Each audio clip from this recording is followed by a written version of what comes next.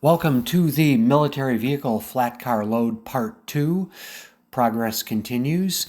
You recall in the first episode, cut out and weathered and stained some scale lumber and attached it to the old trailer on Flatcar to make it more suitable for our purposes of moving military vehicles.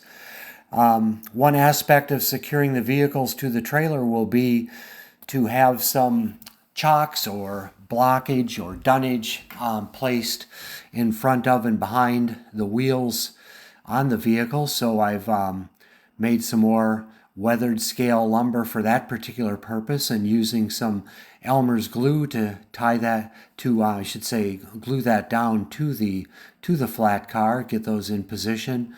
And that's what those pieces of lumber look like, placed there to hold the vehicles in place.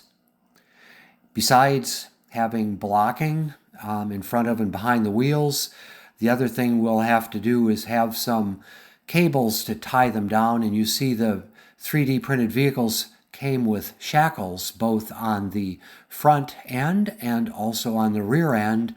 The only thing is the shackles were solid and there was no opening there to run a cable through. So the next step in the process is taking a small drill bit and a pin vise.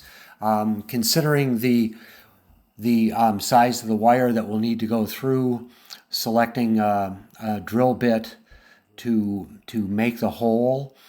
Started with a little bit smaller drill bit, deciding to do it in 2 chunks rather than take the big bite first. And of course, when doing this little bit of micro drilling, it's a good idea to let the drill do the work and apply minimal pressure and work in slowly and carefully. And again, I started with a smaller drill bit and then I went to the larger drill bit that will be needed to ultimately fit the wire through.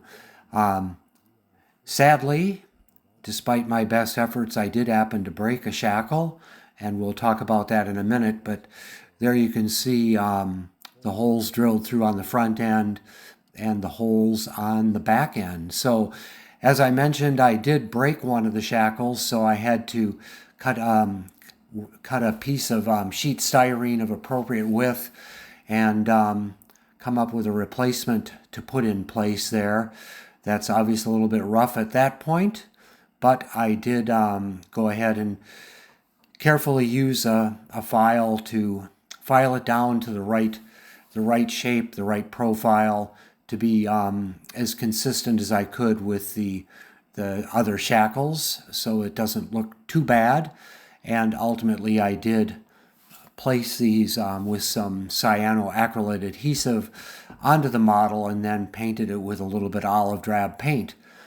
So there we are now with all of our holes for shackles, and the next step in the process is to cut out some wire and attach it to the vehicle and then terminate it down onto the wood deck of the flat car. So that'll be the next project for another day, and I will hope that you'll be able to check in to see how the finished flat car load worked out. Thanks for watching.